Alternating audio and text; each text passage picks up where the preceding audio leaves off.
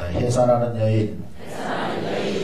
오늘 말씀은 예수님께서 이제 예수님의 십자가를 마지막 그 죽으시기 전날 밤에 제자들에게 말씀하였더니 제자들이 불안에 떨면서 그 예수님의 말씀을 잘 이해하지 못합니다.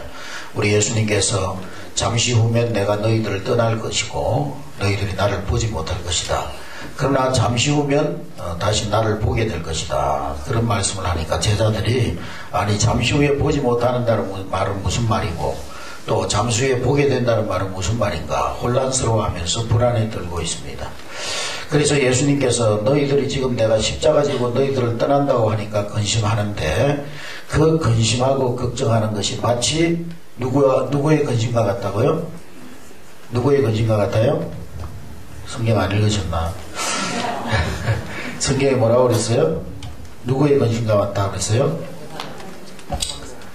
너희의 근심이 해산하는 여인의 근심과 같다 그랬습니다. 할렐루야.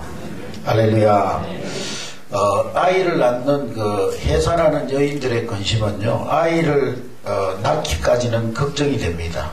아이고 얼마나 아플까 그러면서 걱정을 합니다. 그러나 그 걱정은 아무리 해도 의미가 있는 걱정입니다. 할렐루야. 절망에 이르는 걱정이 아니고 그 해산하는 여인의 걱정은 의미가 있는 걱정이라 이 말이죠. 해산하는 여인이 해산을 앞두고 걱정하는 것에 대해서 그걸 뭐 동정하거나 아이고 어쩜 그렇게 어려운 일을 만났느냐고 어쩌다가 그런 일을 당했냐고 아이고 불쌍하다고 그렇게 안타까워하는 사람은 아무도 없습니다.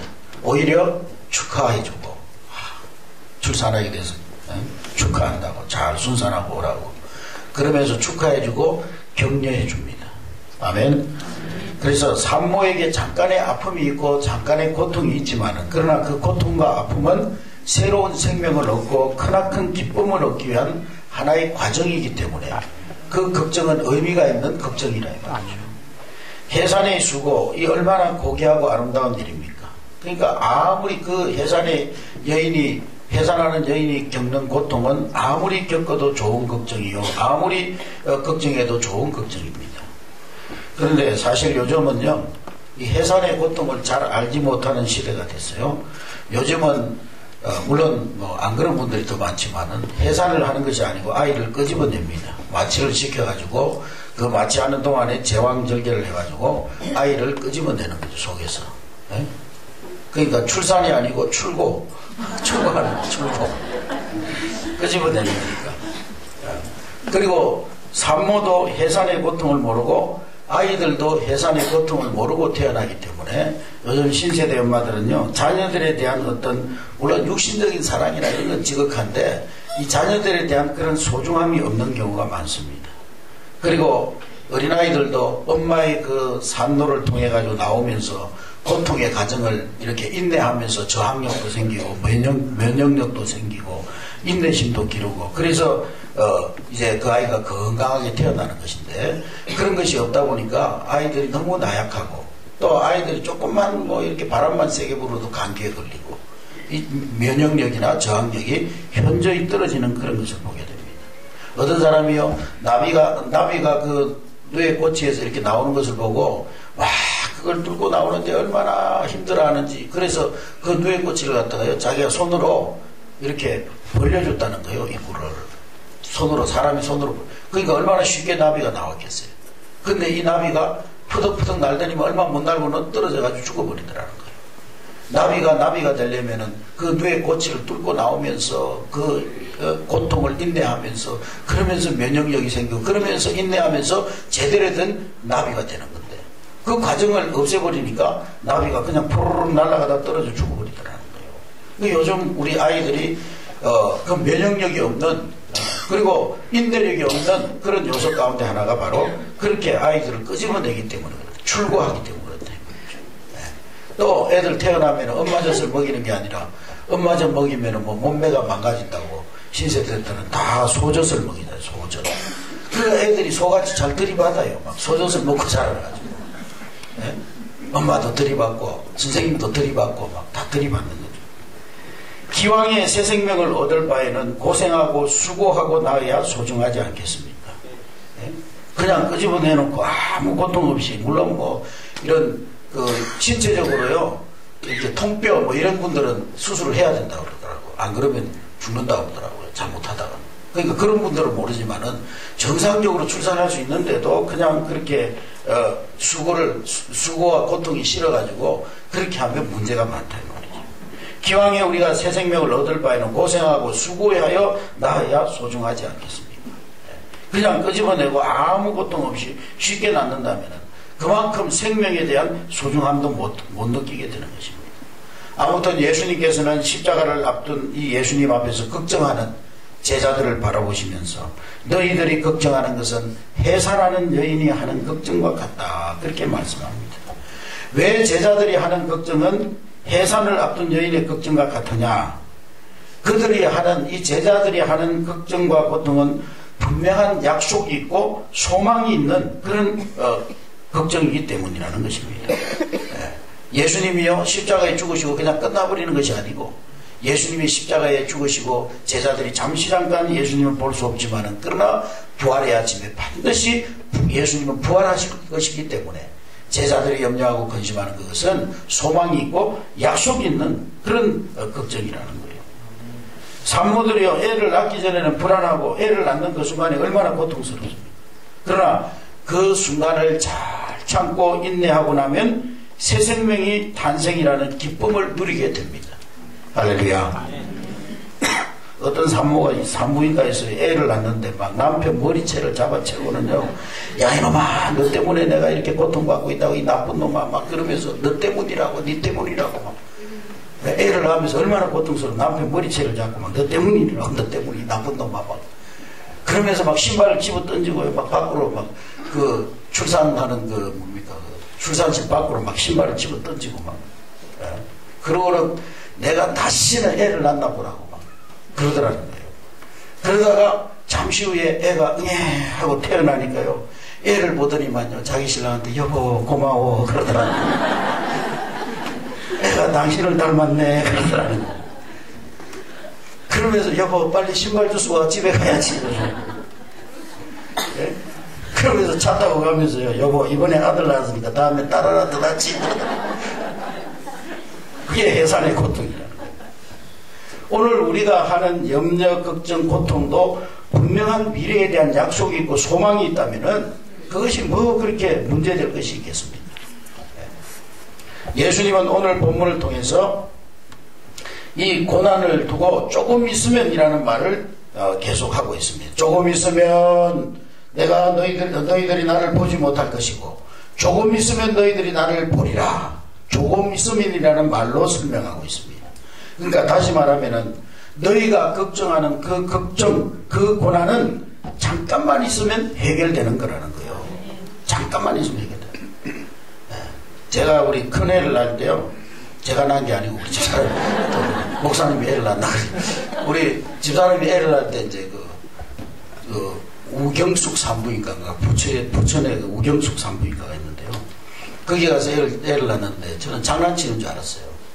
한 5분간 그걸 아야 그러고 막 소리를 지르더니만요, 한 5분 있으니까 또 막 헤헤 웃더라고요. 그래서 이 사람이 장난을 치나. 그러니까 이제 산통이 오면 막 소리 지르다가도 그게 이제 좀 잦아들면은 또 막 자기도 웃기니까 막 웃는 거예요. 막 웃어요. 그러다가 의사가 이제 나올 때가 됐으니까 출산실로 오세요 그러니까요, 그 출산실로 들어가더니 한 10분도 안 돼가지고 애를 안고 나오더라고요. 그러면서 축하합니다, 왕자님 태어났습니다. 진짜 잠시 잠깐만에 해결돼 버리더라고요. 둘째 애를 낳을 때는 이제 제가 섬에 있었기 때문에 아침에 갑자기 배가 아프다고 그래가지고, 그때가 설날이었거든요. 그러니까 이 사람이 또 친정집 가고 싶어가지고 깨벽이 났구나. 그래가지고 우리 처남들한테 전화를 했더니만 처남들이 내려왔더라고. 또 저기 홍성에 있다가 대천에 있다가 홍성으로 간 우리 유목사님 둘째 그 처남도 그 사촌 처남인데 그 처남이 데리러 같이 왔더라고. 유태우라고 지금 대전 그 시향 지휘자로 있는데요. 그날따라 설날이라 가지고 막 길이 꽉 막힌 거예요. 그때는 뭐 이런 서해안 고속도로도 없고 산업도로를 따라서 이렇게 가는데요, 한 수원 쭉 갔는데 막 진통이 이제 막 1분 간격으로 오기 시작하더래요. 그래가지고 휴지를 꺼내가지고 우리 사촌처럼 막 빙빙빙빙 돌리면서 닦기로 해가지고 수원에 있는 고려병원으로 들어갔는데 의사도 오기 전에 나와버린 거예요. 잠깐만에 나와버린 그래서 우리 사모님은 재생산을 정말 잘합니다. 재생산의 달인입니다. 그래가지고 의사가 자기도 없는데 애 낳았다고 병원비도 깎아주더라고요. 그러니까 이 산통은 잠깐이라는 잠깐. 우리가 그런 시각으로 우리에게 당한 고난을 바라본다면은 우리 인생에 그렇게 크게 문제될 것이 없다 이 말이죠. 이 고난 뒤에 하나님의 소망이 있고 축복이 기다리고 있기 때문에 우리가 고난 당할 때 미래지향적으로 생각하고 고난은 순간이요 축복은 영원하다. 이렇게 고난을 잠깐의 것으로 소화할 수 있다고 하면 뭐 그리 어려운 일이 있겠느냐 말이에요. 인생 살아가면서. 특별히 아이들을 자라는 것을 볼 때요 정말 인생은 잠깐이구나 그런 것을 느낄 때도 있습니다. 그래서 고난도 슬픔도 잠깐이라는 것을 느끼게 돼요. 금방 태어난 것 같은데 뭐 유아세를 받으러 오고요. 금방 초등학교 간 것 같은데 대학 들어가고요. 또 금방 대학 들어간 건데 주례 써달라고 오고 그러다가 자칫 잘못하면 뭐 장례식 주례까지 하게 되더라고요. 그러니까 정말 잠시 잠깐입니다. 그러므로 여러분의 인생의 어려움 고난이 찾아오면 그런 마음으로 정말 달관된 그런 마음으로 고난을 바라볼 수 있기를 주의 이름으로 축원합니다. 그래 이 어려움 이 고난 잠깐이야. 이 어려움 이 고난의 터널을 지나고 나면 새로운 빛이 나에게 올 것이야. 네? 할렐루야. 그런 눈으로 고난을 바라본다면 그 고난에 뭐 우리가 빠져가지고 막 머리 싸매고 덜어눕고 막 병원 가고 그럴 이유가 없다 이 말이죠. 그리고 고난이 잠깐이라는 말은 고난은 큰 일이 아니라 작은 일이라는 거예요. 따라합시다. 고난은 큰 일이 아니라 작은 일이다. 예수님은 지금 내일이면 십자가에 죽으셔야 되는 엄청난 고난입니다. 그런 십자가의 고난마저도 잠깐의 일, 작은 일로 보셨다는 거예요. 오늘 우리는 어떻습니까?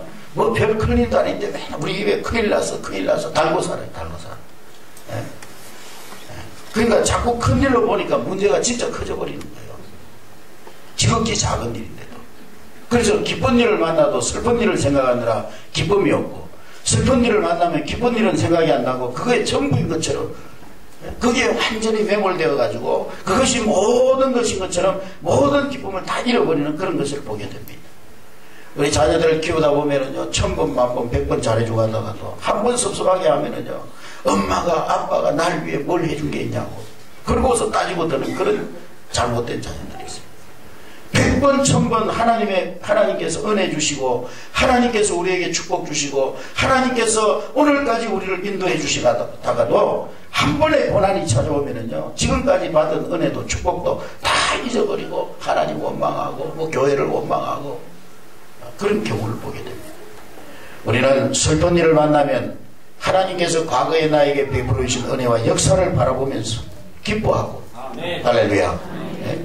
또 슬픈 일을 만나면 슬픔이 변하여 기쁨이 되게 하실 주님을 바라보면서 감사할 수 있는 저와 여러분 되시기를 주의 이름으로 축원합니다. 그래서 우리는 항상 은혜는 크게 생각하고 당하는 고난은 작은 것으로 생각하는 그런 세계관을 가져야 된단 말이죠.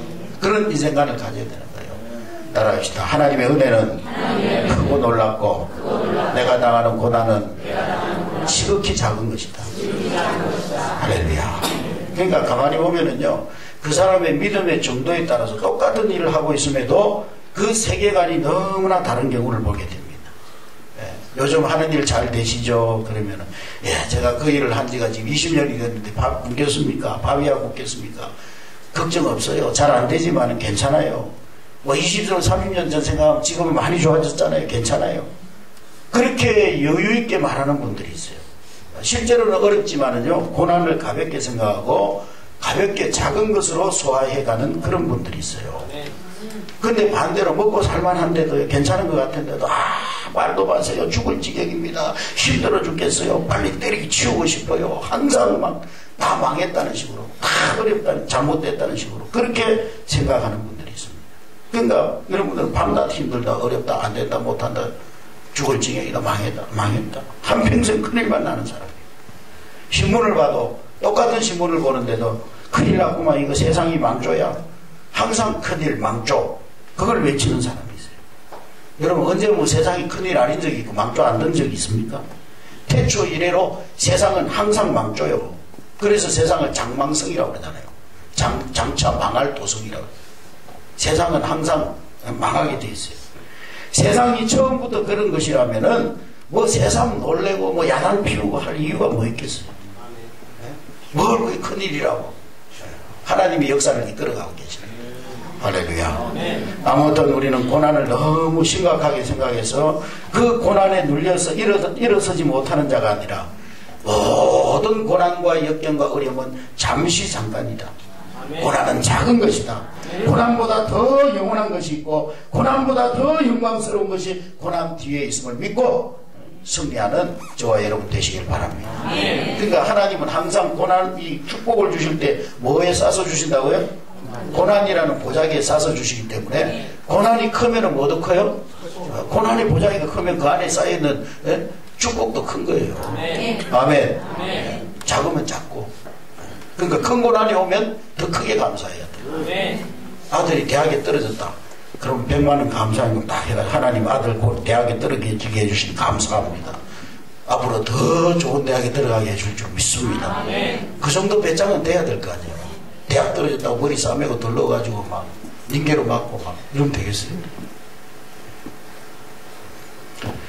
해산 안에 또 이 고난을 잠깐으로 본 것은요, 고통을 제한적으로 본 것입니다. 따라합시다. 고난은 제한적인 것이다.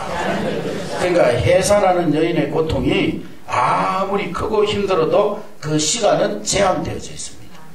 정상적인 해산이라면은 산통이 오고 한 서너 시간, 5시간, 6시간 이렇게 지나면 해산의 고통은 끝이 납니다. 그러니까 모든 고난은 그렇게 제한적이라는 거예요. 더 중요한 것은 고난은 죽음 앞에서는 달라지는 거예요. 또 달라지는 거예요.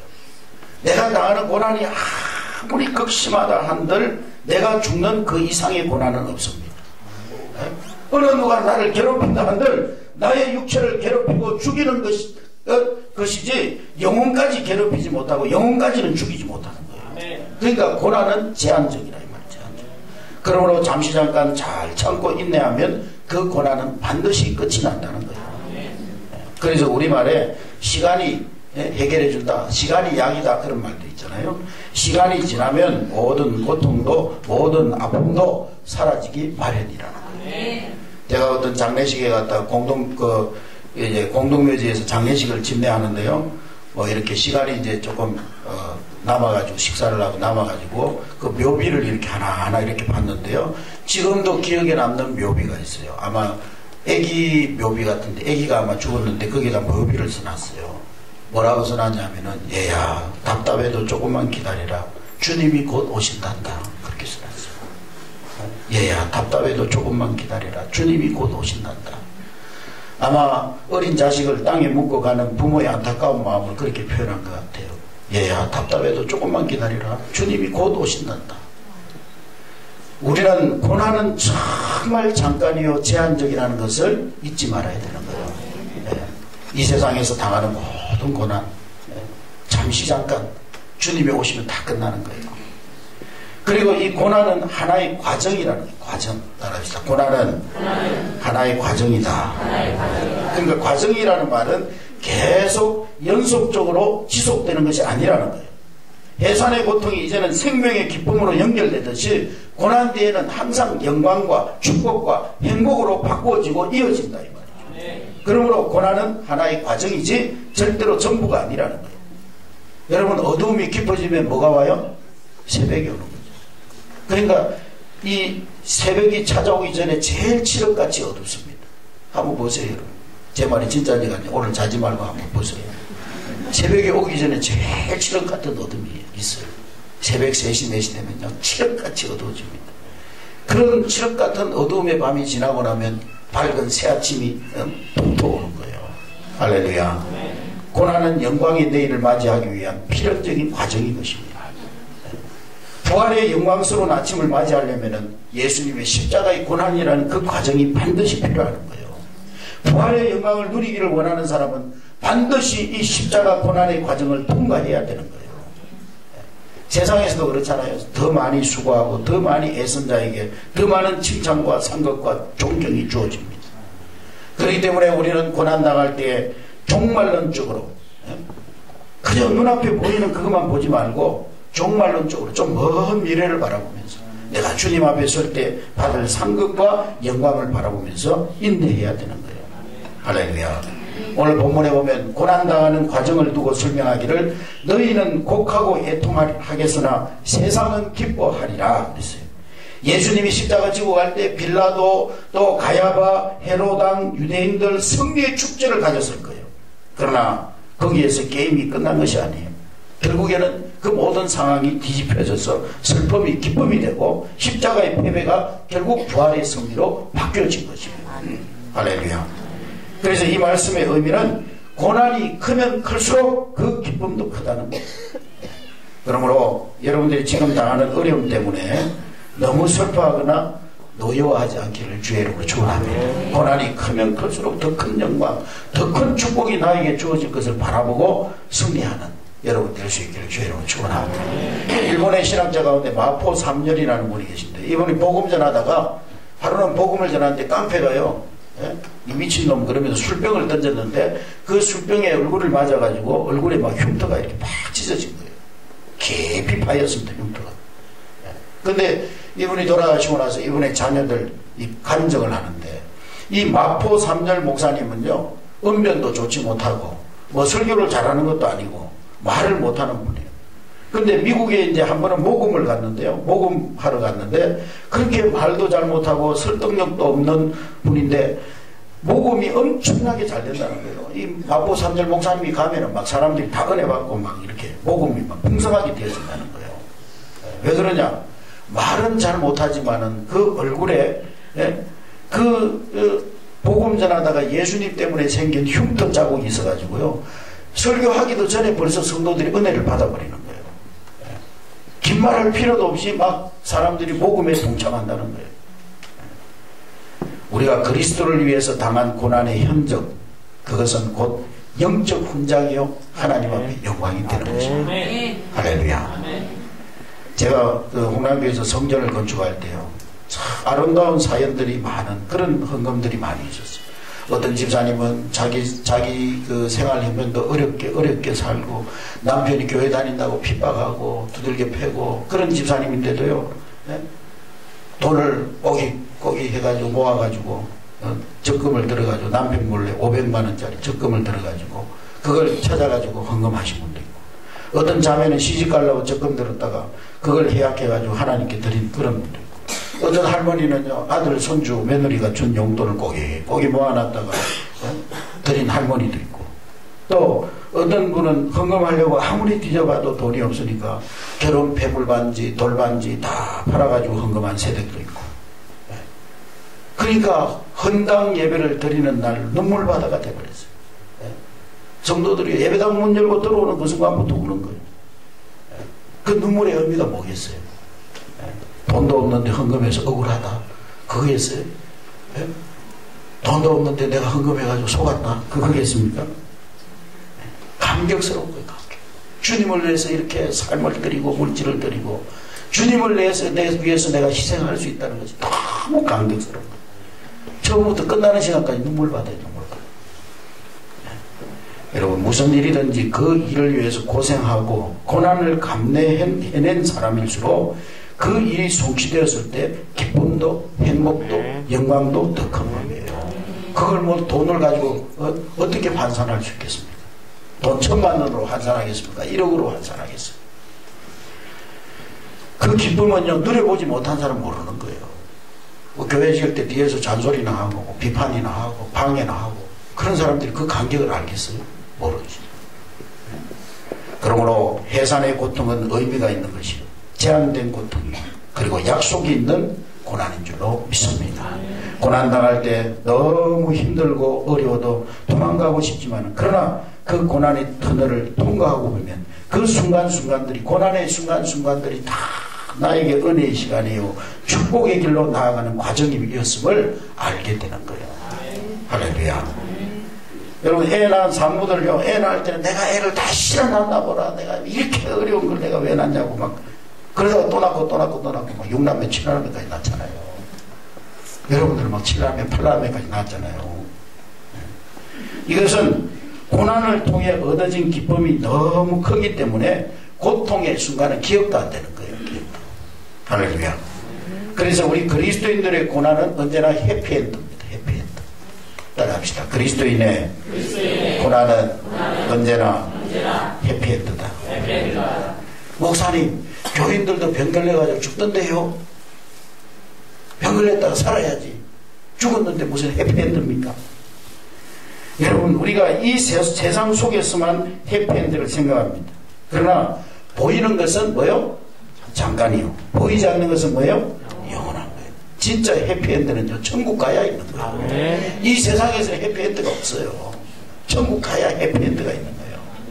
그러니까 어떤 할머니 할아버지가 한날 한시에 죽어가지고 천국을 갔는데, 이 할머니가요, 할아버지 건강을 얼마나 생각하는지, 아침에는 생식, 저녁에는 유기농, 또 점심때는 유기농, 저녁에는 고단백 저칼로리 식당, 밥은 항상 현미밥, 잡곡밥 막 이렇게 해가지고 건강관리를 해준 거예요. 그래가지고 이 할머니 할아버지가 100살까지 살다가 한날 한시에 천국에 갔습니다. 이 할아버지가 천국을 한 바퀴 다 구경하고 와가지고는요, 내가 이 할망구 때문에 이 좋은 천국을 이렇게 늦게 와서 억울하다고.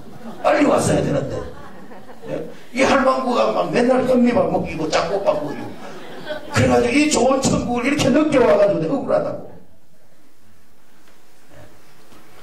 우리는요, 현실적인 이 세상에서의 행복만 생각하기 때문에 어쩌면 본질이 아닌 그림자를 가지고 뭐 울고 불고 행복하다 불행하다 뭐 저주받았다 축복받았다 막 그렇게 따집니다.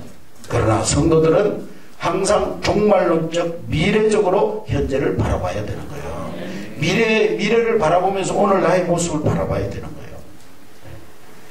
예수님은 제자들에게 나는 너희들이 뭘 생각하는지 다 안다.